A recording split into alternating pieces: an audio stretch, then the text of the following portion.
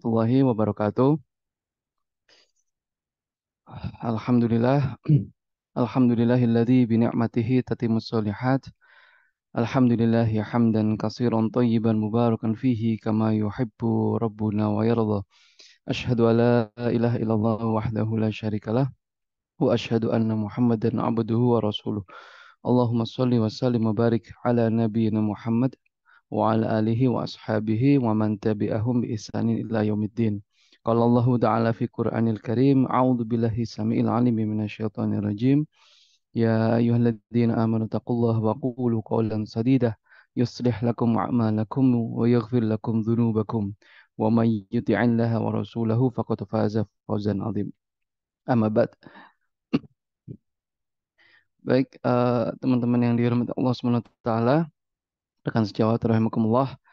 Pertama-tama mari kita panjatkan ya puji syukur kehadirat Allah Subhanahu wa taala atas segala karunia nikmatnya, karunia rahmatnya, taufiknya dan hidayahnya kepada kita semua yang sampai detik ini kita masih merasakan manisnya iman, merasakan nikmatnya dalam ketaatan, merasakan indahnya akhlak dalam Islam dan masih merasakan dan menikmati bersama-sama keteladanan yang paling utama yakni dari Rasulullah SAW.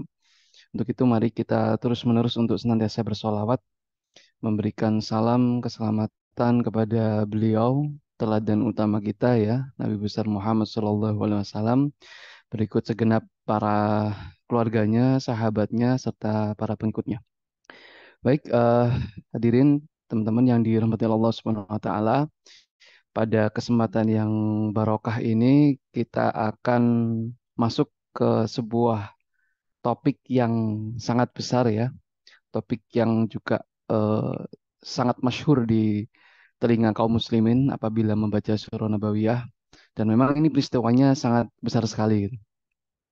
Begitu banyak riwayat-riwayat yang menghimpun dan memotret peristiwa ini, ulama pun juga dari generasi ke generasi pasti menemukan hal yang baru ya di balik peristiwa besar ini ya. Peristiwa pembukaan kota Mekah, penaklukan kota Mekah, pembebasan kota Mekah.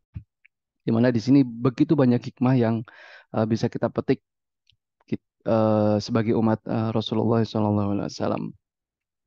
Dan karena saking besarnya, saking detailnya kitab-kitab bahkan ulama-ulama itu memotret kitab namanya peristiwa ini di waktu yang singkat ini mungkin tidak selengkap sebagaimana mestinya ya terkait tentang peristiwa Fatuh Mekah ini.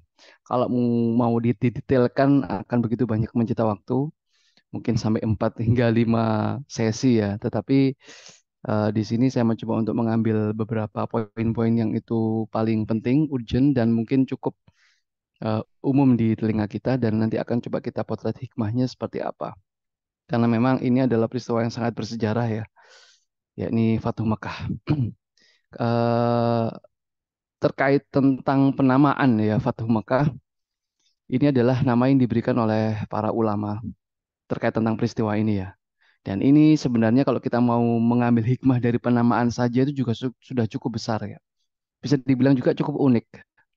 Karena kalau kita membaca fakta-fakta serta peristiwa dari Sirah Nabawiyah ya, atau mungkin peperangan yang dialami oleh Rasulullah SAW, memang Fatuh Mekah ini memiliki peristiwa atau kemiripan dengan peristiwa-peristiwa yang lain, yakni penyerangan, peperangan atau pertempuran. Dalam hal ini adalah penyerangan kota Mekah dan langsung dipimpin oleh Rasulullah SAW. Beliau berada di tengah-tengah kaum muslimin, di tengah-tengah pasukan dan siap untuk menyerang. Nah, biasanya kalau kita memotret peristiwa-peristiwa pada umumnya ya tentang peperangan, peristiwa yang seperti ini tuh bukan disebut dengan fatah, tapi disebut dengan ghoswah. Jadi ghoswah itu adalah peristiwa peperangan yang dihadiri dan langsung dipimpin oleh Rasulullah SAW. Kalau peristiwa Badar ya disebut dengan Ghazwatu Badar. Kalau Uhud ya Ghazwatu Uhud. Kemudian yang terakhir kemarin ada peristiwa Khandaq atau peristiwa Ahzab. perang Azab ya, itu disebut dengan Ghazwatul Azab. Ada Ghazwatul Muraisi dan seterusnya. Itu ketika peristiwa ini, peperangan ini dipimpin oleh langsung oleh Rasulullah SAW. Nah, meskipun memiliki kesamaan di titik ini ya, bahwa ini ada penyerangan, pertempuran, dan langsung dipimpin oleh Rasulullah, namun para ulama sepakat untuk tidak menamai peristiwa ini dengan Ghazwah, tetapi dengan Fathu Mekah. Nah, mengapa dibedakan? Ini yang coba menarik ya, kita sedikit bahas di awal. Eh, Mengapa disebut dengan Fatah ya, Fathu Mekah? Tentu saja yang pertama ini merujuk dari surat Al-Fatah yang diturunkan oleh Allah Subhanahu wa taala kepada Rasulullah, dan banyak beranggapan bahwa surat ini terkait tentang Fathu Mekah. Banyak orang yang beranggapan seperti itu. Inna fatahna laka fathan mubina. Tapi perlu diketahui bahwa ayat ini ternyata tidak terkait langsung dengan peristiwa Fathu Mekah. Karena apa? Karena turunnya ayat ini ya itu terjadi sebelum peristiwa Fathu Mekah. Bahkan sekitar 2 tahun sebelum Fathu Mekah. Jadi ayat ini tuh mendahului peristiwa. Sehingga Fathu Mekah ini ya tentu saja tidak bisa dipisahkan dari peristiwa-peristiwa sebelumnya. Karenanya untuk membahas Fathu Mekah ini ada mukodimahnya. Ada mukodimahnya terlebih dahulu. Dan harus benar-benar kita tarik ke belakang. Tarik ke belakang apa, apa yang menjadi alasan Rasulullah SAW ini menyerang kota Mekah. Dan nanti akhirnya Mekah menyerah ya, menyerah tanpa syarat. Nah, kita coba mundur 2 tahun sebelumnya. Kalau peristiwa Fatu Mekah ini terjadi tahun 8 Hijriah di bulan Ramadan. Nah, ada 2 tahun di 2 tahun sebelumnya ada juga peristiwa yang itu mengkondimahi Fatu Mekah ini, yaitu peristiwa Perjanjian Hudaibiyah. Jadi pelanggaran atas Perjanjian Hudaibiyah ini yang membawa ke peristiwa Fatu Mekah. Seperti itu. Eh, Coba kita sedikit kupas Perjanjian Hudaibiyah. Eh, atau disebut dengan bisa juga disebut dengan Baitur Ridwan. Jadi baiat para sahabat di bawah pohon tahta sajarah itu ya, ada di Al-Fat juga ininya, penjelasan peristiwanya, dan terjadi di Hudaibiyah. Hudaybiyah itu terletak agak dekat kota Mekah, jadi sekitar 30-an kilo lah dari pusat kota Mekah. Dan di Hudaybiyah ini Rasulullah berhasil dalam tanda kutip ya, memaksa Quraisy itu untuk melakukan hal yang tidak pernah dibayangkan sebelumnya oleh Quraisy. Jadi ini kan ceritanya Rasulullah dan Bat tahun 6 Hijriah melakukan perjalanan dari Madinah mau ke Mekah mau umroh.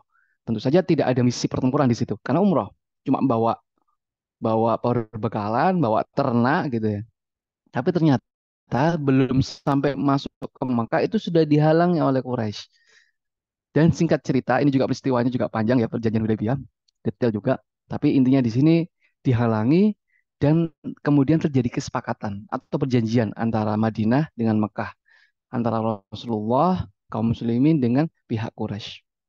Nah, ini menarik. Kenapa? Quraisy ini mau untuk menandatangani ya perjanjian dengan Rasulullah SAW. Yang itu berarti secara langsung ya, Quraisy itu menganggap bahwa posisi Madinah itu setara dengan Mekah. Karena perjanjian hitam di atas putih. Jadi mereka setara. Dan ini prestasi yang besar bagi Rasulullah, bagi kaum muslimin. Karena sebelum ini ya, Mekah itu selalu, ya kita tahu, memposisikan dirinya itu selalu inferior, selalu di bawah Mekah. Selalu lemah gitu. Diposisikan seperti itu. Diserang, ditekan, di apa ya? Ya waktu sebelum hijrah pun ya diusir kaum muslimin di situ. Tapi sejak perjanjian Hudaibiyah, Mekah mengakui ini, bahwa Madinah ini setara adanya.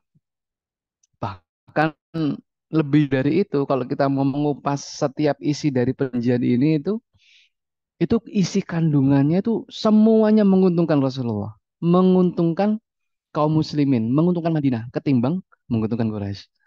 Meski awalnya juga banyak yang nggak keterima, nggak terima ya, para sahabat-sahabat di awal perjanjian ini sudah mau berjelas-jelas ingin umroh, ternyata tidak jadi, malah ada perjanjian yang itu secara apa ya? Awal membaca perjanjian ini kaum muslimin juga awalnya nggak terima. Wah, ini kita dirugikan ini. Kita dirugikan karena kita berada di atas, ternyata kita harus diredam kayak gitu. Nah, tetapi setelah peristiwa perjanjian Hudaibiyah ini, Al-Fat turun. Surat Al-Fat turun, Inna fatahna laka fathan mubina. Sesungguhnya Allah telah memberikan, menganugerahi kemenangan yang nyata, kemenangan yang sesungguhnya. Kemudian sahabat langsung klarifikasi kan ke Rasulullah, Au fathu ya Rasulullah, apakah yang kemarin itu, perjanjian Hudaybiyah, itu adalah kemenangan ini, kemenangan yang nyata? Apa kata Rasulullah? Nah, iya. Nah, ini para sahabat bisa diterima dan kemudian mereka bisa mengambil hikmah dan ternyata benar. Poin-poin yang ada di dalam perjanjian Hudaybiyah ini semuanya menguntungkan Madinah. Coba kita kupas ya. Nanti salah satunya nanti terkait tentang Fatu Mekah.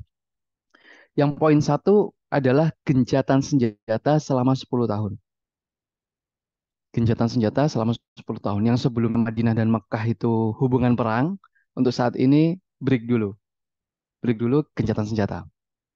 Di poin ini tampak Quraisy itu mendapatkan angin segar ya di gencatan senjata 10 tahun ini. Itu artinya apa? Quraisy itu bebas menjalankan perdagangan, leluasa berdagang keluar Mekah ya selama 10 tahun. Karena selama ini kalau kita tahu sejarah-sejarah yang kemarin ya, Quraisy itu terhambat, aktivitas ekonominya itu terhambat. Aktivitas dagangnya terhambat oleh Madinah karena Madinah telah menguasai jalur-jalur dagang. Sehingga Mekah mau dagang ke Syam, dagang ke Najd dan seterusnya itu terhambat sehingga mengurangi potensi ekonomi Mekah. Merosot sekali waktu itu Mekah perekonomiannya. Maka di Hudaibiyah ini mereka ngejar ini agar bisa leluasa lagi, bisa berdagang kembali. Ya setidaknya selama 10 tahun. Tapi di sisi lain, Rasulullah dan kaum muslimin ya, itu juga bukan kerugian poin ini. Yang mungkin seharusnya kita bisa langsung pada saat itu menaklukkan Mekah, tapi ternyata harus ke pending selama 10 tahun, ternyata bukan kerugian. Bagi Rasulullah, gencatan senjata 10 tahun ini ya, itu artinya Rasulullah sudah nggak lagi sibuk menghadapi Quraisy. Beliau bisa fokus ya, mengkokohkan kekuatan Madinah itu ya, dengan berinteraksi ke kabilah-kabilah atau kelompok-kelompok lain di luar Mekah, di Jazirah Arab ya. Dan itu Rasulullah punya waktu 10 tahun. Panjang waktunya 10 tahun. Dan ini menguntungkan. Karena selama ini yang menjadi penghalang dakwah paling besar, paling utama itu kan Mekah. Karena mereka yang paling berpengaruh di Jazirah Arab, mereka yang paling kuat. Sedangkan yang lain-lain yang kelompok-kelompok kecil itu kan ya terpengaruh aja sama kekuatan politik Mekah. Nah, selama 10 tahun setidaknya nggak ada lagi yang mengganggu. Nggak ada lagi yang menghalangi Rasulullah untuk expand gitu ya. Nggak ada lagi. Jadi Rasulullah bisa fokus ke yang lain, ke Bani apa kelompok-kelompok Arab yang lain. Seperti juga ada yang paling besar ya Yahudi. Yahudi Khaybar di sini Hijriah 1 tahun setelahnya takluk di tangan kaum muslimin. Nggak berkutik. Jadi jika mau disederhanakan ya, selama 10 tahun ini kita masih ke poin yang pertama, ada waktu selama 10 tahun untuk Quraisy itu menyembuhkan internalnya ya, untuk merecovery kekuatan yang sebelumnya sudah habis, ekonomi yang sudah carut marut. Tetapi di satu sisi ada waktu Rasulullah yang juga sama 10 tahun untuk bisa mengkokohkan Madinah, mengekspansikan dakwah, ngajak kelompok-kelompok yang sebelumnya pro Mekah itu menjadi pro Madinah. Beda ya, jadi beda kelasnya. Maksudnya kalau Mekah itu sibuk recovery karena habis sakit, nah Madinah kan sedang sehat. Saatnya mengekspan selama 10 tahun. Itu baru satu pasal. Dan pasal-pasal yang lainnya sama bisa diartikan Quraisy di sini nggak mendapatkan apa-apa di pasal yang lain. Seperti nggak boleh umroh pada saat itu dihalang-halangi ya. Tunda lagi tahun depan nggak masalah. Menunda sedikit, menunda sebentar, toh tahun depan kita bisa umroh lagi. Nggak rugi sama sekali. Poin-poin yang lain seperti poin yang kedua, jika ada warga Mekah menyeberang ke Madinah untuk bergabung ke Islam ya, itu harus dikembalikan ke Mekah. Pertanyaannya, eh, kira-kira ada nggak yang sudah ke Madinah, tetapi kalau misalnya kaum ada orang-orang Mekah ini mau bergabung ke Madinah dan Rasulullah tahu kalau sudah sampai Madinah harus dikembalikan ke Mekah. Tetapi orang-orang itu tahu perjanjian ini, mereka datang ke Madinah tapi nggak nyampe Madinah. Yang terjadi seperti itu, mereka berdiam diri di sekeliling Madinah. Karena kalau ke Madinah mereka akan kembali ke Mekah dan mereka nggak mau kembali ke Mekah. Mereka nggak mau kembali ke negerinya orang musyrik Quraisy, nggak mau lagi. Poin yang ketiga, jika ada orang Madinah yang ke Mekah, itu nggak wajib untuk dikembalikan ke Madinah. Pertanyaannya, emang saat itu ada orang murtad apa? Orang Madinah murtad, musyrik, kembali lagi ke Mekah? Nggak ada. Tidak ada satupun cerita pada saat itu murtad, mereka ke Mekah jalan-jalan, apa kembali ke Mekah gitu, enggak. Mereka tetap di Madinah kaum muslimin, tetap dalam keislamannya. Jadi poin ketiga sama aja kayak mubazir gitu bagi Quraisy. Dan poin keempat, ya ini menjadi titik poin pelanggaran yang akan dilanggar ya oleh orang-orang Quraisy. Kabilah-kabilah di luar Mekah itu mereka akan bebas memilih mau milih ke Mekah atau mau memilih pro Madinah. Oke, seperti itu ya. Jadi di sini yang menjadi titik poinnya, poin yang pertama sebenarnya selama 10 tahun di sini Rasulullah bebas mana aja, bebas bergerak. Bahkan di tahun ke-7 nanti Khaybar sudah takluk ya, sudah takluk. Dan kemudian juga di tahun ke-7 Rasulullah sudah mengirimkan surat-surat ke seluruh penjuru dunia, bahkan menawarkan Islam. Kan ini keren, ini hebat ini. Ke Syam, ke Yaman, ke Habasyah, Afrika ya, ke Mesir, ke Persia dan seterusnya. Lihat, hanya dalam waktu 1-2 tahun linknya Rasulullah sudah sampai ke mancanegara. Dan inilah yang disebut dengan kemenangan yang besar. Maka Allah menurunkan Al-Fatah. Inna fatahna laka fathan mubina. Sesaat setelah terjadi perjanjian Hudaibah. Madinah semakin kokoh, baik secara politik, pengaruh, bahkan secara ekonomi. Karena di tahun ke-7, Khaybar Yahudi itu sudah takluk, dan Khaybar ini penghasil pertanian yang sangat subur. Sejak tahun 7 Hijriah ini, Madinah sudah kembali makmur.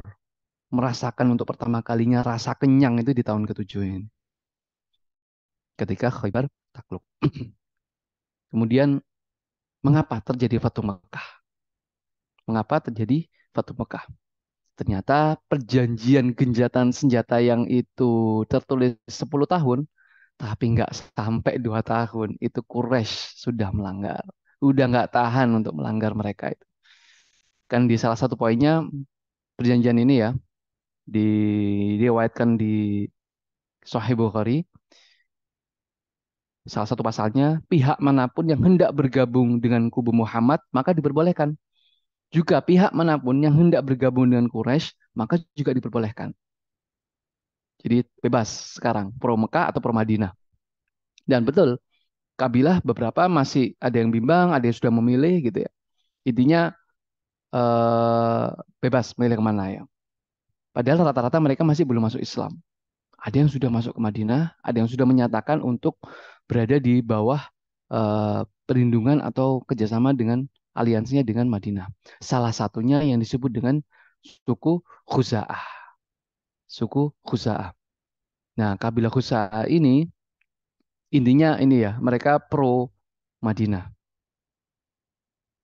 Pro Madinah, dan mereka berpihak kepada Rasulullah. Ada juga kelompok yang lain yang disebut dengan Bani Bakar. Ini dari Kinanah ya, itu berpihak ke Mekah, masih pro ke Quraisy. Nah, ternyata perjanjian Hudaibiyah ini hanya bertahan 22 bulan saja. Nggak nyampe 2 tahun, itu sudah dilanggar oleh mereka. Kenapa? Karena sekitar akhir bulan Sya'ban, itu terjadi pelanggaran. Pelanggarannya adalah terjadi pembunuhan oleh Bani Bakar yang pro Mekah tadi terhadap Bani Ka'ab dari Khuza'ah. Ini sebenarnya sudah konflik internal ya di antara mereka dua kubu ya, konflik sejak zaman jahiliyah, tapi ternyata berlanjut sampai sekarang. Dan di sini Quraisy secara nggak langsung juga mendukung. Jadi ya terjadilah pelanggaran itu. Yang sebelumnya nggak boleh perang, nggak boleh ada gencatan senjata, nggak boleh ada pertumpahan darah, tapi ternyata Quraisy melanggar. Quraisy melanggar di sini. Dan apa yang dilakukan oleh Rasulullah ya jelas membuat perhitungan. Rasulullah akan membuat perhitungan karena kalau Rasulullah itu kan orang yang paling konsisten dengan perjanjian. Ya sudah, kalau sudah disepakati ini ya ditaati gitu ya. Dan Rasulullah berniat untuk menyerang Mekah. Itu tadi membuat perhitungan, menaklukkan dan bahkan ingin segera melumpuhkan Quraisy. Tentu saja dengan trigger dari pelanggaran ini tadi ya. Nah, ada sesuatu yang menarik di sini. Apa? Dalam upaya Rasulullah itu melakukan penyerangan ke Mekah, itu ada satu tujuan khusus, ada satu misi. Bagaimana Mekah itu bisa tertaklukkan tanpa terjadi peperangan. Ini sudah sejak awal diniatkan oleh Rasulullah. Gimana ada apa ya penyerangan ini ya misi ini itu sama sekali tidak ada pertumpahan darah kalau bisa. Wah ini nggak sederhana, bener nggak sederhana. Rasulullah ini kan niatnya niat perang kan sebenarnya, menyerang karena membuat perhitungan tadi. Membawa pasukan tempur yang juga nggak sedikit, banyak jumlahnya. Tercatat pasukan Fathu Mekah itu 10.000. 10.000, banyak sekali. Kalau kita tahu angka ini, teman-teman masih ingat di peristiwa Ahzab kemarin, pasukan Ahzab itu kan juga 10.000. Tapi itu pasukan gabungan. Ada Quraisy, ada Ghatafan, ada Yahudi juga sebagai provokasinya gitu ya, provokatornya. Tapi ini 10.000 ini semuanya muslimin. Besar sekali jumlahnya. Dan melawan Mekah yang kekuatan internalnya itu sekitar 2.000-an saja. Dan nggak mungkin untuk tidak terjadi pertempuran itu nggak mungkin sebenarnya. Sulit. 10.000 pasukan, bayangkan. Ngaturnya aja gimana. Dari mana Rasulullah bisa menghimpun sebanyak ini? 10.000. Ya, dari 2 tahun tadi. 2 tahun pasca Hudaybiyah. Rasul benar-benar serius, bisa fokus mendekati kelompok-kelompok itu. Banyak yang bergabung ke Madinah, nggak merasa terhalangi lagi oleh Mekah, dan seterusnya. Hanya butuh 2 tahun saja, keren ini. Sebelum Hudaybiyah itu kan Madinah hanya punya 2.000-an. Kan di pasukan Azab melawan pasukan Azab di Khandaq itu kan cuma 2.000 pasukan Quraisy, pasukan Muslimin. Nah, setelah 2 tahun langsung berlipat menjadi 10.000. Masya Allah ini. Rasulullah itu memang benar-benar apa ya ahli strategi yang sangat ulung ini, sangat jitu. Sekaligus menjadi seseorang yang kesatria Rasulullah. Ibaratnya apa ya di Fatu Mekah ini ya. Quraisy itu sudah sempoyongan gitu ya. Kalau di ring tinju, main tinju itu sudah sempoyongan gitu. Tinggal TKO aja sebenarnya. Tinggal sekali gebuk itu sudah kelepak-kelepak Quraisy. Tapi ini enggak Rasulullah. Diberi nafas dulu 10 tahun gitu ya. Apa ya? Apa sih yang bisa dilakukan Quraisy? Quraisy punya 10 tahun itu bisa apa? Sama Rasulullah juga punya 10 tahun waktunya, ya bisa apa? Tapi perbedaannya lihat, sangat mencolok sekali. Maka dari itu Rasulullah mengirim 10.000 pasukan tadi, dan di sini Rasulullah apa ya, benar-benar ingin mengendalikan Mekah sepenuhnya. Tapi ya targetnya tadi ya, tanpa ada pertumpahan darah sama sekali. Nah, apa yang dilakukan oleh Rasulullah? Rasulullah untuk menjalankan misi ini ya, top secret ini ya, menutup seluruh jalur intelijen. Jalur informasi semuanya ditutup. Mekah nggak bisa menyerap informasi apapun yang dilakukan oleh Rasulullah terkait misi ini dan terkait pelanggaran perjanjian Hudaybiyah ini. Karena sebenarnya Mekah sudah feeling ini, wah ini sudah ada pelanggaran, pasti lama atau sebentar Muhammad akan datang menyerang. Mekah sebenarnya sudah feeling, tetapi Rasulullah menutup itu, menutup jalur informasi itu, jangan sampai penyerangan ke Mekah. Karena kalau bocor ya itu tadi bisa resiko terjadi pertempuran dan itu tidak diinginkan oleh Rasulullah. Bahkan sampai nanti di Mekah itu orang Mekah masih belum sadar akan ada 10.000 pasukan yang besar itu menyerang. Hanya beberapa belas kilometer baru mereka menyadari. Nanti ada sedikit ini ya kisahnya ya. Dan ini kehebatan strategi Rasulullah. Andai kata Mekah tahu bahwa ada proyek penyerangan ini ya sudah. Mekah akan menggalang pasukan defensif mungkin atau juga bahkan bisa ofensif dan terjadilah pertumpahan darah. Dan ini nggak mau. Rasulullah nggak mau terjadi ini. Nah, Rasulullah itu ingin mencari kemenangan, tapi tidak mencari kemenangan fisik. tidak mencari kemenangan materi. Yang Rasulullah inginkan adalah memenangkan hati para penduduk Mekah pada khususnya.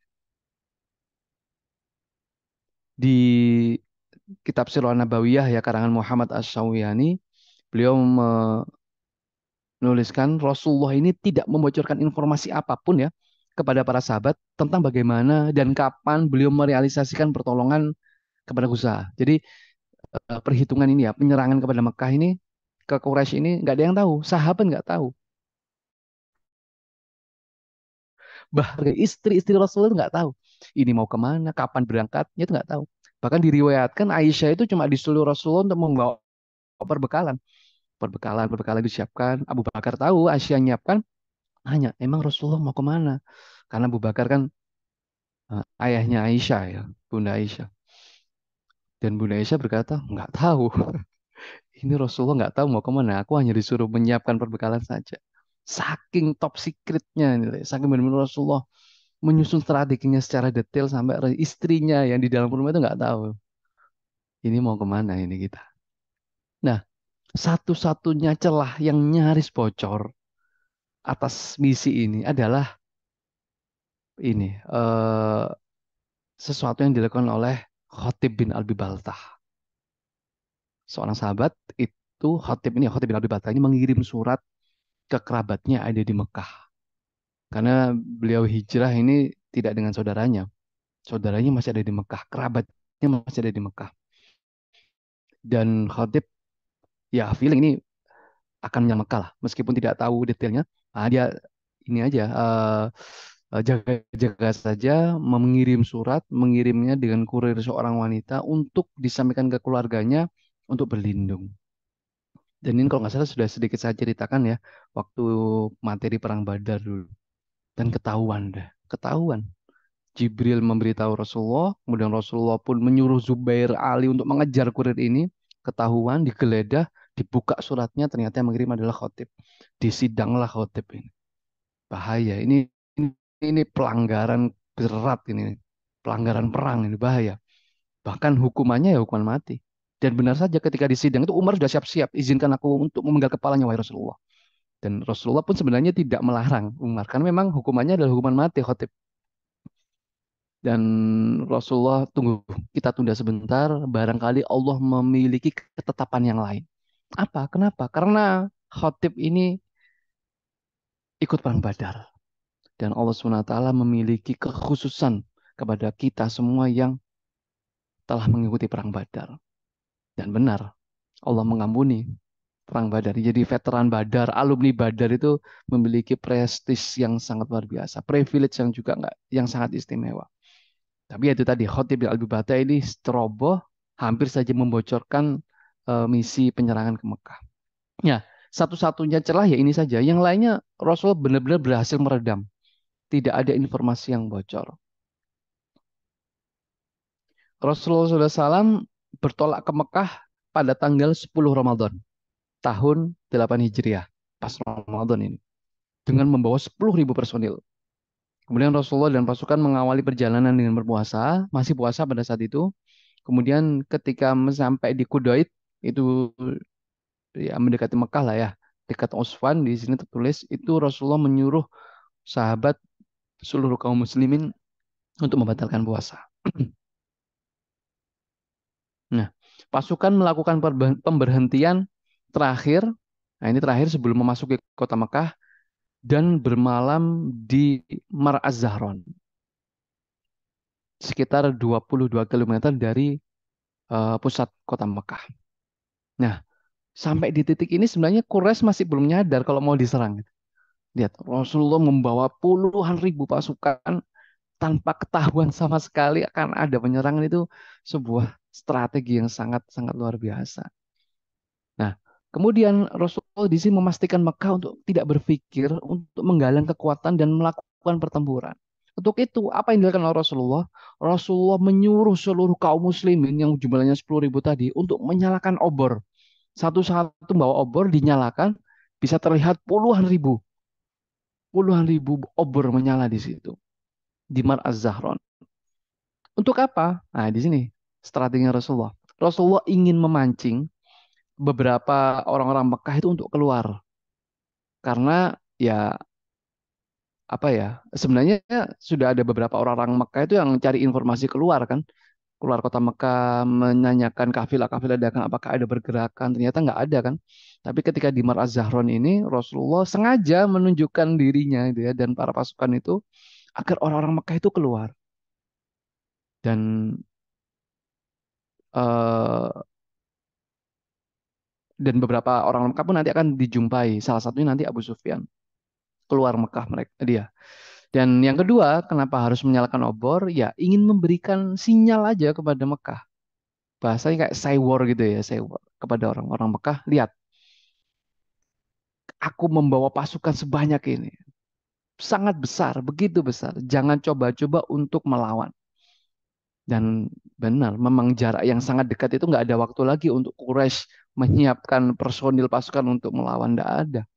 Dan kode ini benar-benar ditangkap oleh orang-orang Quraisy. Waduh, habis kita. Habis. Nggak ada waktu lagi untuk apa ya, ya setidaknya bertahan aja nggak bisa. Nah, ternyata itu tadi ada Abu Sufyan yang di situ. Abu Sufyan ini pemimpin Mekah pada saat itu. Pemimpin Mekah, Abu Sufyan bin Harb ya, juga berada di keluar kota Mekah itu melihat dan menyaksikan ya pasukan muslimin yang banyak 10.000 tadi yang sedang menyalakan obor. Dan Abu Sufyan langsung berkomentar, ini nggak mungkin ini Madinah sebanyak ini, nggak mungkin. Sampai nggak percaya Abu Sufyan ngelihat.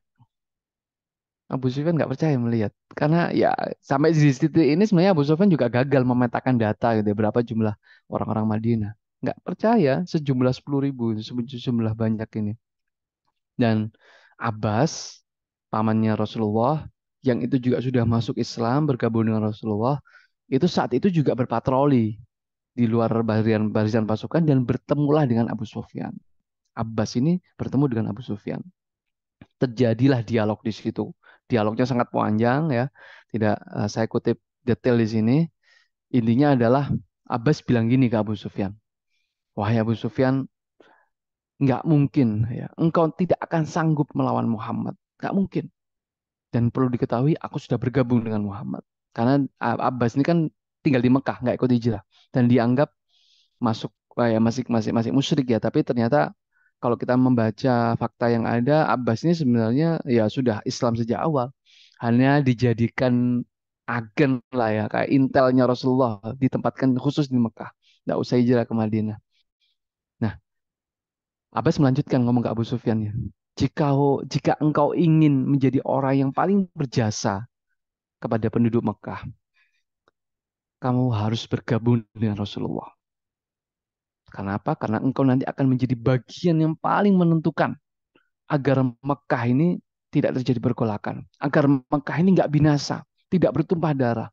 Abbas paham terkait tentang rencana Rasulullah. Jangan sampai terjadi tumpah darah.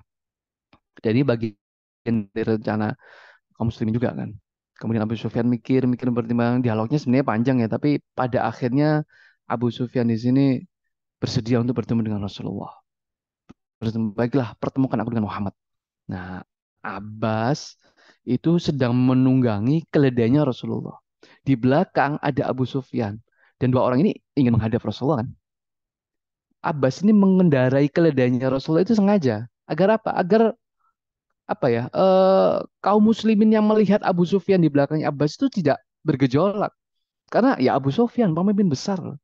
Kalau berjalan sendirian ini sudah habis itu. Abu Sufyan sudah dibunuh rame-rame sama orang kaum muslimin. Ini penjahat utamanya Abu Sufyan ini kan pada saat itu. Tapi nanti masuk Islam. Nah, dengan mengendari keledainya Rasulullah, Abbas ini bisa memberikan kode kepada seluruh kaum kaum muslimin. Ini adalah bagian dari ya rencana Rasulullah. Jangan main-main terhadap Abu Sufyan. Akhirnya mereka tidak ada pergejolakan pada saat itu. Hanya ketika nanti berpapasan dengan Umar, waduh, sudah main pedang Umar. Umar bilang, aku tidak akan bahagia sebelum Abu Sufyan itu meninggal. Sebelum Abu Sufyan ini tewas, aku tidak akan bahagia. Izinkan aku membunuhnya sekarang, kata Umar. Oh, tunggu, tunggu, tunggu, kata Abbas. Aku ingin membawanya ke Rasulullah terlebih dahulu. Dari situ Umar ingin izin ke Rasulullah, ingin membunuh Abu Sufyan, tapi Abbas juga jangan dibunuh dulu. Ini bagian dari strategi ya. Kita tahu lah Umar kayak gimana ya, berapi-api orangnya. Dan bertemulah Abu Sufyan ini kepada Rasulullah. Dan sekali lagi di bagian dari rencana Rasulullah agar tidak terjadi pertumpahan darah. Kemudian ini juga dialognya sangat-sangat panjang ya. Saya membaca itu juga menarik, tapi ya nggak cukup waktunya kita sampaikan di sini. Dialog antara Abu Sufyan dengan Rasulullah. Pada intinya di sini nanti apa Abu Sufyan masuk Islam, bersyahadat, masuk Islam, dan kemudian Abbas memberikan masukan kepada Rasulullah. Wahai Rasulullah, Abu Sufyan ini sangat senang memiliki kebanggaan. Maka berikanlah ia sesuatu yang itu bisa membanggakannya. Kemudian Rasulullah berkata, baiklah, nanti ketika kami semua pasukan kaum muslimin masuk ke Mekah, bilang seluruh penduduk Mekah bahwa orang yang masuk ke dalam rumahnya Abu Sufyan akan aman. Man dakhala dar Abi Sufyan fahuwa amin. Jadi didahulukan ini Abu Sufyan. Biar biar besar dulu hatinya. Ya mualaf kan kadang-kadang masih bisa bergejolak hatinya ini. Jadi dibesarkan, waduh, aku diberikan keistimewaan oleh Rasulullah bahwa yang masuk rumahku pasti aman. Abu Sufyan sudah senang sini. Tapi dilanjutkan sama Rasulullah ya. Waman aghlaqo alaihi babahu fahuwa amin. Yang masuk rumahnya sendiri-sendiri ya juga aman. Waman dakhalal masjidi fahuwa amin. Yang masuk ke masjid, Masjidil Haram juga aman. Nah, ini ya, man dakhala daro Abi Sufyan fahuwa amin gitu ya. Jadi yang masuk rumahnya Abu Sufyan, yang masuk rumahnya aman, yang masuk Masjidil Haram juga aman. Ini agar bisa diantisipasi biar nggak ada penyerangan, tidak ada bergejolakan ketika pasukan Muslim ini menaklukkan Mekah, masuk ke dalam kota Mekah. Dan eh, Rasulullah sebelum bergerak ini menyuruh Abu Sufyan untuk membawa Abu Sufyan ini ke tempat ke sebuah bukit yang itu nanti bisa melihat seluruh pasukan Muslim bergerak. Jadi Abbas itu disuruh Rasulullah bawalah Abu Sufyan ke sebuah tempat di sebuah bukit yang itu nanti bisa melihat pergerakan kita. Untuk apa? Ya untuk apa ya? Itu tadi untuk sewar biar jangan macam-macam lah dengan pasukan Muslim ini. Abu Sufyan dibuat gentar juga gitu. Biar juga nggak ada niatan untuk membalas kepada Abu Sufyan biar nyalinya itu nggak tumbuh lagi ya.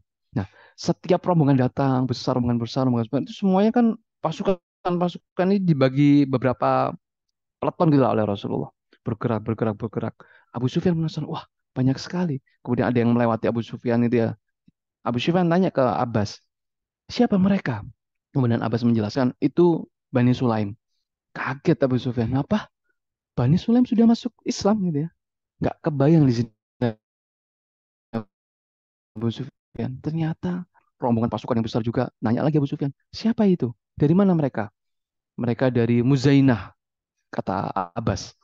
Kaget juga Abu Sufyan. Hah, juga sudah masuk Islam? Sudah. Wah, luar biasa. Nggak kebayang juga ini ininya kabilah dari Muzainah ini masuk Islam. Terus ada kabilah lagi, oh ternyata sudah masuk Islam. Abu Sufyan semakin kaget. Dan yang terakhir pasukan yang paling besar, paling banyak bergerak. Kemudian Abu Sufyan pun bertanya gitu, ke Pak Abbas, kalau ini siapa yang paling besar ini? Itu adalah pasukannya Rasulullah SAW membawa pasukan gabungan dari Muhajirin dan Ansor. Itu pasukan elitnya. Waduh, Abu Sufyan benar-benar sudah angkat tangan ya. Sudah benar-benar melihat, menyaksikan kekuatan Madinah. Kemudian dia berkata, Wallahi, demi Allah, tidak ada satu kekuatan pun di Arab ini yang bisa sanggup menyaingi Madinah. Tidak akan ada. Ini dikutip di Sirah Nabawiyahnya Ibnu Hisham ya. Nah, kemudian Abbas menyuruh Abu Sufyan segera kembali ke Mekah, menginfokan seluruh penduduk Mekah agar ya itu tadi ya, semuanya berlindung, jangan jangan ada pemikiran untuk melawan, jangan udah nggak bakalan menang. Segera masuk ke rumahnya Abu Sufyan, masuk ke masjid, masuk ke rumahnya masing-masing. Singkat cerita seperti itu. Nah, semuanya masuk.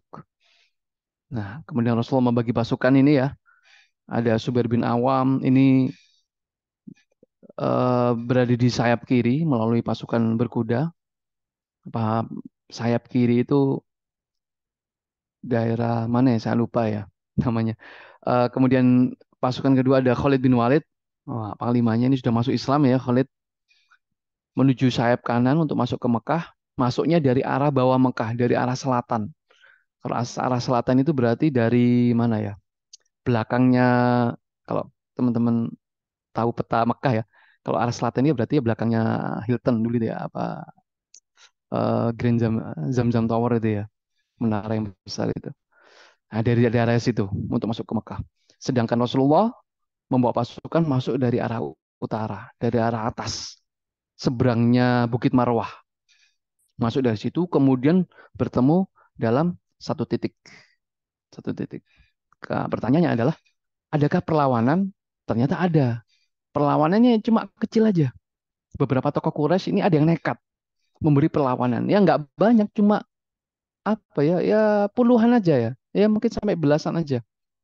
Belasan sampai puluhan saja. Itu preman-premannya Mekah nyoba untuk ngelawan. Ada Ikrimah bin Abu Jahal, ada Sofwan bin Umayyah, ada Suhail bin Amr dan seterusnya. Ini mencoba untuk melawan. Dan mereka ternyata yang dijumpai itu pasukannya Khalid. Khalid bin Walid yang dari arah bawah itu tadi. Ya, yang dilawan Khalid ya udah mereka nggak bisa berkutik apa-apa. Mereka kalah dan menarik di sini ya Ikrimah melawan Khalid. Ini dulu itu mereka satu geng itu mereka. Sofwan bin Umayyah juga itu juga Bani Makhzum juga ini. Tapi ternyata karena akidah mereka sudah berbeda, Khalid di kubu Muslimin ya sudah beda kelas lah. Akhirnya mereka bisa meredakan perlawanan yang sangat kecil ini. Ada perlawanan ternyata, bertumpah darah dan ada jatuh korban juga, tapi nggak banyak di kubunya Khalid ini. Nah, Rasulullah masuklah ke Mekah. Masuknya dengan serentak sambil meneriakkan takbir. Bayangkan ya, 10.000 itu bertakbir semuanya berjalan menuju ke pusat kota Mekah. Allahu Akbar, Allahu Akbar. Nggak ada perlawanan sama sekali. Dan ini yang dikehendaki oleh Rasulullah. Inilah fatah. Penyerangan besar, 10.000 pasukan berhadapan dengan hanya 2.000 aja kekuatan internal dari Mekah. Nyaris tidak ada pertumpahan darah. Ini benar-benar kemenangan telak. Inilah fatah.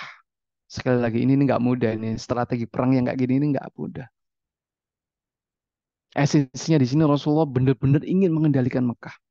Bukan hanya sekedar mengalahkan lawan ya, menggebuk gitu ya, menghabisi, membinasakan lawan. Enggak. Di atas ring itu dipukul, dihabisi. Enggak. Bukan, bukan. Karena yang penting di sini adalah memenangkan hati. Memenangkan hati lawan itu jauh lebih esensi. Agar keangkuhannya ya bisa pudar, kesombongannya bisa surut, sehingga semua bisa menerima hidayah Islam, menerima kebenaran. Nah, ini ada sebuah pelajaran yang sangat luar biasa juga. Ketika dalam perjalanan, Rasulullah mengumumkan apa? Mengumumkan nama-nama orang musyrik Quraisy yang tidak terampuni kejahatannya. Ini mereka penjahat perang dan hukumannya adalah hukuman mati. Dan sampai segitunya ya, ada sejumlah nama ini boleh dibunuh, mereka harus dibunuh, kata Rasulullah.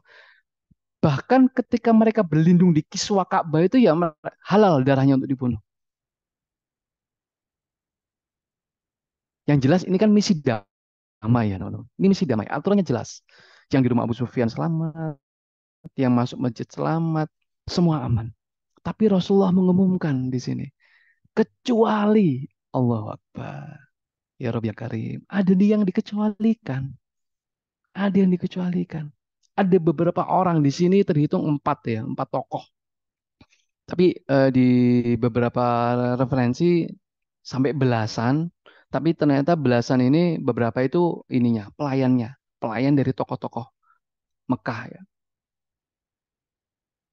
Dimanapun kalian berada, kalian temukan di kota Mekah orang-orang ini list namanya ya.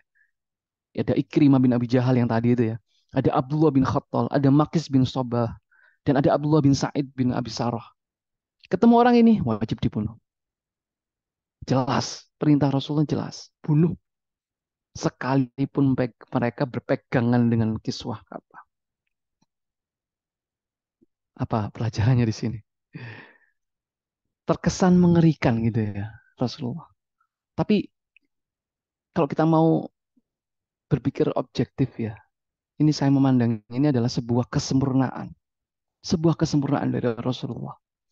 Ketika kita tahu bahwa Rasulullah itu sangat pemaaf ya, apa ya, santun, orangnya mudah mengampuni. Dan itu memang dapat sifat dasar beliau itu seperti itu memang. Sudah kita bahas dulu itu. Wafanya Rasulullah itu sungguh luar biasa. Pembalas budi, pemaaf. Tapi orang sifatnya jahat seperti bahkan tadi ya Abu Sufyan aja masuk Islam kan, diampuni oleh Rasulullah. Padahal itu pemimpin tokoh besar yang selama ini memusuhi Mekah menjadi pemimpin untuk menyerang Madinah, menyerang Rasulullah. Itu diampuni. Tapi Rasulullah tidak kehilangan ketegasannya. Dan ini adalah suatu keteladanan yang penting. Keteladanan yang penting di sini. Ketika orang-orang tertentu yaitu melakukan sebuah kejahatan yang teramat sulit untuk dimaafkan ya. Dan memang selayaknya dibunuh, ya Rasulullah memutuskan, udah bunuh, bunuh. Karena kalau ada orang pemaaf, tidak memiliki sifat tegas, maka orang itu akan diremehkan. Orang itu akan dilecehkan oleh musuh-musuhnya terutama. Tidak ada apa ya, kayak semacam kesakralan ya dalam diri sosok itu ya. Tidak dihargai, nggak dihormati, karena ketegasannya hilang. Dan pada diri Rasulullah enggak. Rasulullah masih menyimpan sifat tegas, sikap tegas seperti ini. Dan ini kesempurnaan. Rasulullah SAW tidak ganas. Tidak ganas. Dengan hukuman ini bunuh, bunuh. Nggak ganas sama sekali. Kenapa? Yang pertama jelas, itu mereka penjahat perang. Orang-orang jahat semua. Satu. Yang kedua, berapa? Jumlahnya hanya 4 orang. Belasan orang. Dari ribuan orang. Bahkan ternyata nanti kita temukan di antara belasan orang ini ada yang diampuni yang ternyata. Ada yang diampuni, dimaafkan oleh Rasulullah. Karena satu nanti coba kita angkat ininya, datanya. Kita tahu seperti tadi ya, ada Makis bin Sobabah dibunuh ini, ketahuan ada di pasar, dibunuh di pasar. Ada Ibnu Khattal tadi di namanya ada Ibnu Khattal dibunuh juga oleh sahabat. Ini dibunuhnya di Ka'bah ini, luar biasa ini, di dekat Ka'bah bahkan. Kemudian ada ini ada Abdullah bin Sa'id bin Abi Sarrah. Ini ternyata minta suaka ya, minta pelindungan ke Abu Sufyan. Mohon maaf, ke Utsman bin Affan karena masih ada hubungan dengan Utsman. Kemudian Utsman bilang kepada Rasulullah, "Ya Rasulullah, mohon izin aku memberikan pelindungan kepada Abdullah bin Sa'id bin Abi Sarrah ini." Dan Rasulullah mengizinkan dan otomatis diampuni, masuk Islam Abdullah. Dan yang terakhir Ikrimah. Ikrimah bagaimana? Setelah tadi ya pertempuran dengan Khalid tadi, Ikrimah langsung melarikan diri. Dan di sini ada istrinya yang berperan. Ada kisahnya di situ. Istrinya Ikrimah ini tahu bahwa Rasulullah itu sosok yang luar biasa. Ini hebatnya seorang istri yang cerdas itu seperti ini. Istrinya Ikrimah itu memohon secara khusus kepada Rasulullah. Karena tahu suaminya ini penjahat dan layak dibunuh. Tapi istri yang lembut ini, istrinya Ikrimah ini mohon kepada Rasulullah, "Ya Rasulullah, ampunilah Ikrimah. Maafkanlah Ikrimah Rasulullah." Dan lihat, yang selayaknya dibunuh tadi Rasulullah mengampuni. Rasul memberi ampun. Maka kemudian setelah tahu ampunan ini, istrinya mencari Ikrimah, dikejar itu Ikrimah. Ketemu langsung dipanggil, dibekap ini tangannya, ditarik sama istrinya. Istri luar biasa ini Ikrimah. Dan berkata ini, "Mau kemana engkau wahai suamiku? Mau kemana engkau? Dunia sudah di tangan Muhammad. Dan engkau tahu siapa Muhammad? Ketahuilah bahwa aku sudah memintakan maaf untuk dirimu. Beradab, bertemulah dengan Muhammad, bertemulah dengan Rasulullah, mintalah maaf." Dan Ikrimah luluh hatinya gitu ya. Ini luar biasa istrinya berhasil apa ya, mengadvokasi lah ya agar suaminya selamat. Ikrimah menghadap Rasulullah. Ikrimah dimaafkan oleh Rasulullah, bayangkan, dan Ikrimah masuk Islam. Ya Rabbi ya Karim. Dan masuk Islamnya Ikrimah ini menjadi sebuah keuntungan karena Ikrimah nanti menjadi benar-benar menjadi kesatria ya. Di eranya Khulafaur Rasyidin juga prestasinya juga sangat luar biasa. Saya sama kayak Khalid, sama kayak Khalid. Ada beberapa potret luar biasa ya ketika Rasulullah ini masuk ke dalam kota Mekah. Ini pemandangan konsisten dari Rasulullah SAW yang menarik untuk kita ketahui ya. Ketawaduan beliau ya. Bagaimana Rasulullah itu bisa menghayati suasana itu.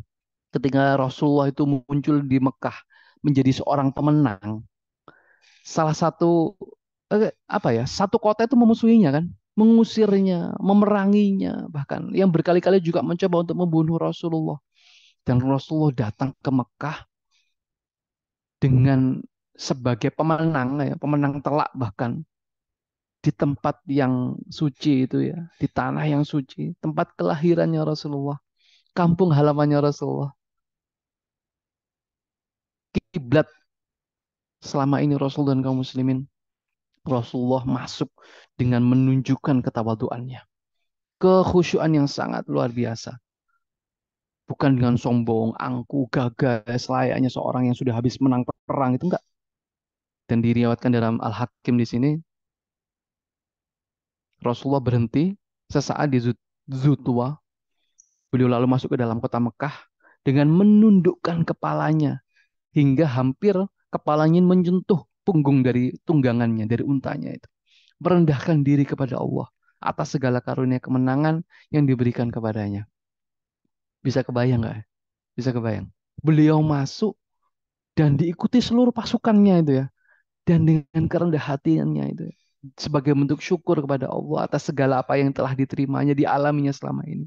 Tidak terlihat dendam sama sekali kepada seluruh penduduk Mekah. Nggak ada. Rasulullah tidak mengumbar amarah di sini.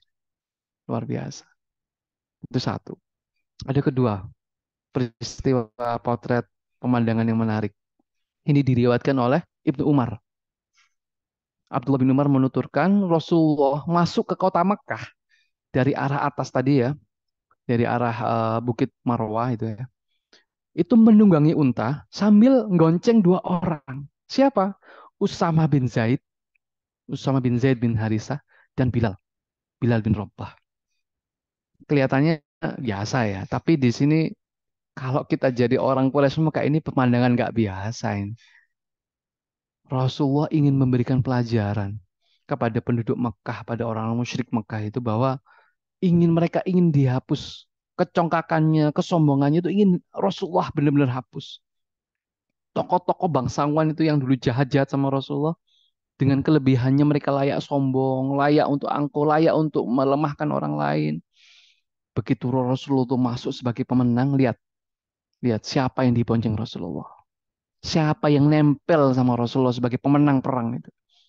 Bukan Ali, sepupu Rasulullah, bukan. Bukan Abu Bakar, orang yang paling dekat dengan Rasulullah, bukan. Bukan Umar, bukan Utsman, bukan. Tapi Usama bin Zaid, anak seorang mantan bekas budak berkulit hitam. Ibunya Barokah Al-Habasyiyah, Ummu Aiman. Ibunya Usama ini Ummu Aiman. Dari Habasyah juga, berkulit hitam juga. Bilal, siapa yang nggak tahu Bilal? Dulu disiksa budak ini, dilecehkan ini di Mekah. Tetapi ketika kembali ke Mekah menjadi orang yang paling nempel dengan Rasulullah. Wah, ini pelajaran nampar ini semua orang-orang Mekah itu. Nggak patut sombong dengan kekayaan, kehormatan kalian yang itu semua nggak ada. Islam yang merendah, yang meninggikan tingkat kemuliaan seseorang itu takwanya, keislamannya. Dan Usama dan Bilal itu berada di level ini, menempel dengan Rasulullah, luar biasa. Ini apa ya? Sudah shock terapi di shock-shock lagi. Waduh, ini benar-benar Islam ini benar-benar merubah paradigma jahiliyah sampai ke akar-akarnya itu kayak gini. Nah, masuklah Rasulullah ke kota Mekah, ke pusat Mekah, tujuannya langsung ke Ka'bah. Bayangkan ya, Rasulullah pertama kali ke Ka'bah lagi itu. Ada 360 berhala, masing-masing punya nama, masing-masing disembah pada saat itu, Masian. Dan Rasulullah tetap menunggang untanya, kemudian menambatkan tali untanya di dekat Ka'bah. Nah, Rasulullah kemudian tawaf, tawaf, berjalan gitu ya, tawaf menuju Hajar Aswad, mencium sambil membawa busur ini, membawa busur panah, keliling kok Ka'bah lagi. Ya, kemudian mas ketika masih masih tawaf juga ya, dan dengan busur panahnya itu menusuk satu-satu berhala itu, ditusuk satu-satu. Ini Tuhannya orang-orang Quraisy ini. Ditusuk satu-satu, benar-benar dihinakan oleh Rasulullah. Sambil Rasul berkata, Ja'al haq wa zahaqal batil. Kebenaran telah datang, kebatilan telah sirna, telah tenggelam. Ini tanah haram gitu ya. Luar biasa. Nah, dan terakhir ini pidato risalah kemanusiaan. Jadi setelah tawaf, Rasulullah masuk ke dalam Ka'bah.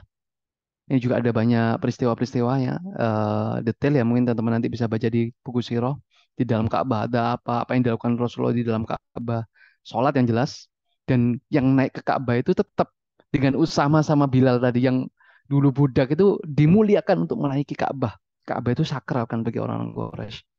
Tapi Rasulullah benar-benar bisa itu tadi ya, memuliakan dua orang itu tadi. Ketika naik di atas Ka'bah, kemudian semua orang-orang tokoh-tokoh Quraisy, seluruh penduduk Mekah itu kumpul di masjid dan Rasulullah berpidato di situ. Nah, kalau mau sebenarnya ya, mereka itu kan ya musuh Rasulullah. Layak sebenarnya untuk dihukum itu layak.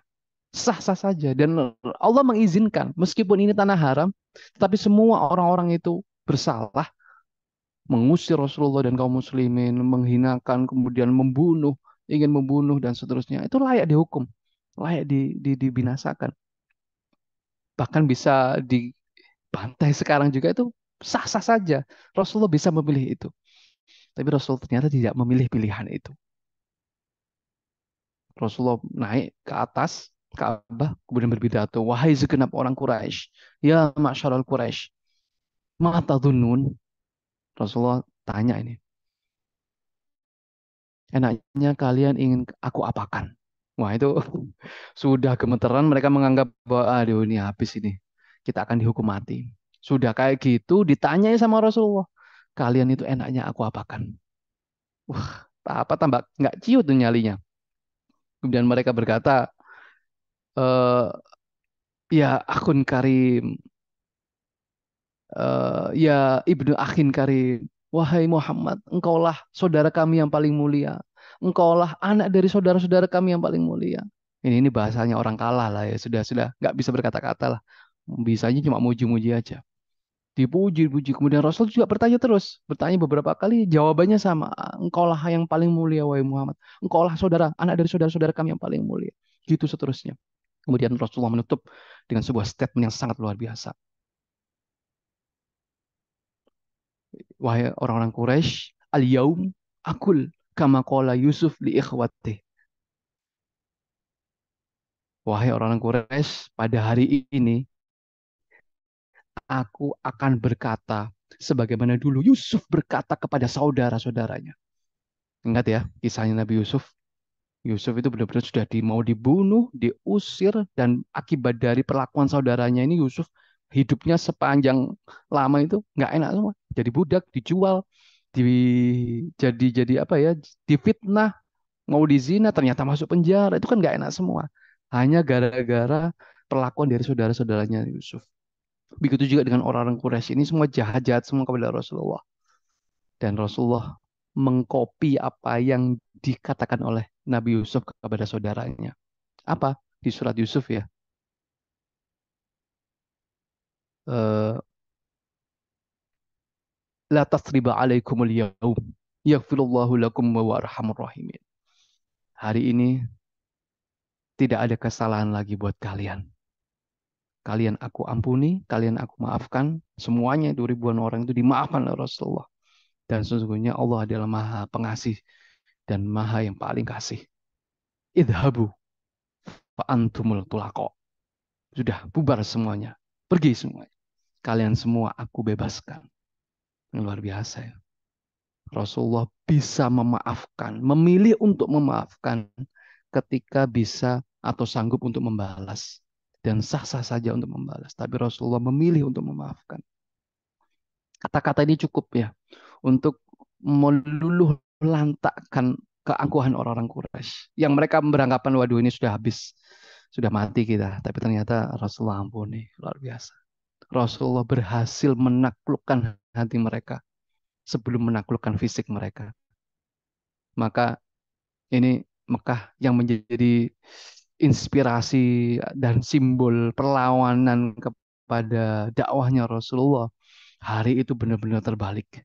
Menjadi pihak yang paling mendukung dakwah. Itu tadi kalau Rasulullah memilih untuk meluapkan amarah, iya itu sah-sah saja, nggak masalah, nggak apa-apa. Allah izinkan. Karena Rasulullah juga dizolimi kan dulu. Tapi itu pilihan yang sempit. Karena hanya persoalan pribadi Rasulullah saja. Tapi ketika Rasulullah memilih untuk memaafkan Quraisy, memaafkan seluruh penduduk Mekah, maka seluruh mata kabilah di luar Mekah, di seluruh jazirah Arab akan melihat. Ini kan pemandangan yang pasti menjadi highlight nanti, menjadi berita-berita besar di seluruh penjuru negeri Arab. Quraisy saja yang paling besar perlawanannya kepada Madinah, kepada Rasulullah, itu diampuni. Lah kita, kabilah-kabilah kelompok-kelompok kecil ini yang nggak ada masalah dengan Madinah sama sekali, nggak ada konflik dengan Madinah, pastinya akan jauh lebih bisa diterima oleh Muhammad. Itu pesannya di situ. Maka Rasulullah pun juga bisa memenangkan hati seluruh orang Jazirah Arab. Hatinya penduduk Mekah sudah dimenangkan dan seluruh hati penduduk kabilah kelompok-kelompok Arab di seluruh kabilah itu juga berhasil Rasulullah menangkan. Inilah fatah, kemenangan untuk mencerahkan hati tanpa melukai fisik. Dan betul, setelah Jazirah Arab itu betul-betul bisa tercerahkan dengan Islam ya, Mekah sudah terbuka, kabilah-kabilah semua seluruh Arab juga nanti di tahun ke-7, tahun ke-9 semua berdatangan ke Madinah untuk menyatakan masuk Islam. Maka terbukalah gerbang dunia itu. Maka bisa disebarkan bahkan keluar Jazirah Arab. Keluar Jazirah Arab. Tercapailah ya yang disebut dengan cita-cita dakwah Islam ya, misi dakwah Islam ya. Wa ma arsalna illa rahmatan lil alamin. Wa ma arsalnaka illa rahmatan lil alamin. Bahwa Islam itu untuk seluruh alam. Wa ma arsalnaka kafatan linnas basyira wa nadhira. Bahwa Islam itu untuk seluruh manusia, nggak hanya untuk orang Arab saja, nggak hanya untuk orang Mekah saja, tapi untuk seluruh dunia, seluruh alam semesta, seluruh manusia. Jadi saat itu Islam benar-benar bisa menjadi sosok yang diperhitungkan di pentas peradaban dunia.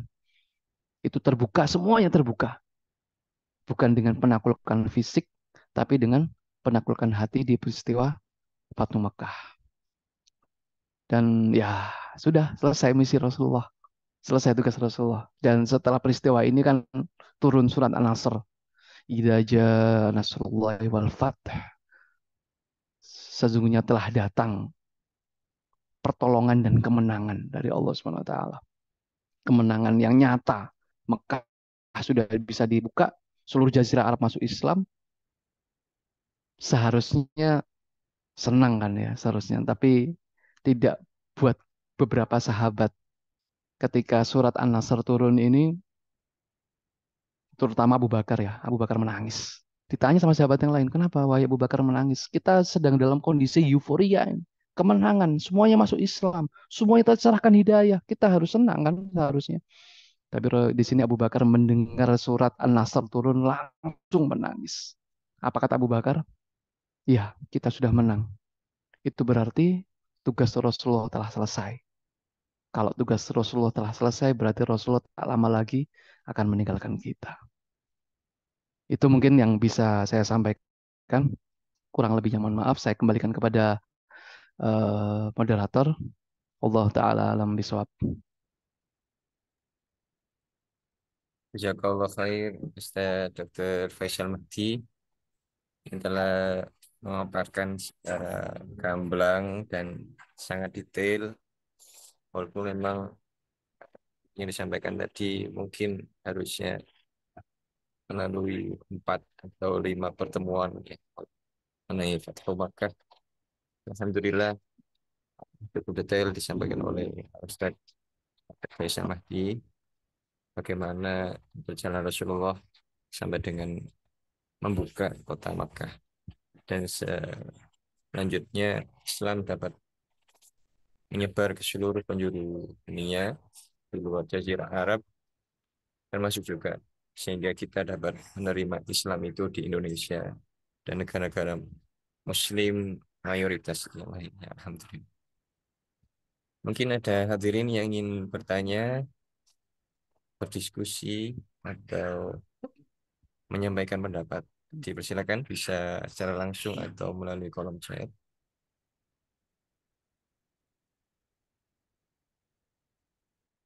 Ya, apabila tidak ada yang ditanyakan, mohon untuk memimpin doa Ustaz untuk menutup kajian.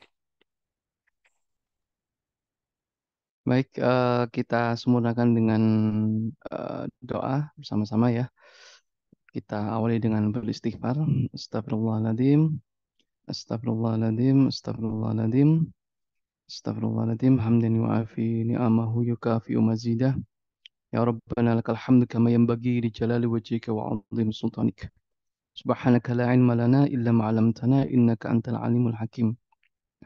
ربنا انفعنا بما علمتنا وعلمنا الذين ينفعونا ربي زدنا علما يا عليم اللهم إنا نسألك سلامة في الدين وعافية في الجسد وزيادة في العلم وبركة في الرزق وتوبة قبل الموت ورحمة عند الموت ورحمة عند الموت ومغفرة بعد الموت اللهم حاول علينا في شكارة الموت ونجة من النار والعفو عند الحساب رب اغفر لي ولوالدي يا رب ارحمهم كما ربياني صغيرا ربنا اغفر لنا ولوالدينا ولمشايخنا ولمعلمينا ولمن أحسن إلينا ولأصحاب الحقوق الواجبة علينا ولجميع المؤمنين والمؤمنات الأحياء منهم والأموات ربنا اغفر لنا ذنوبنا وكفر عنا سيئاتنا وتوفنا مع الأبرار ربنا اغفر لنا ولإخواننا الذين سبقونا بالإيمان ولا تجعل في قلوبنا غلا للذين آمنوا ربنا إنك رؤوف رحيم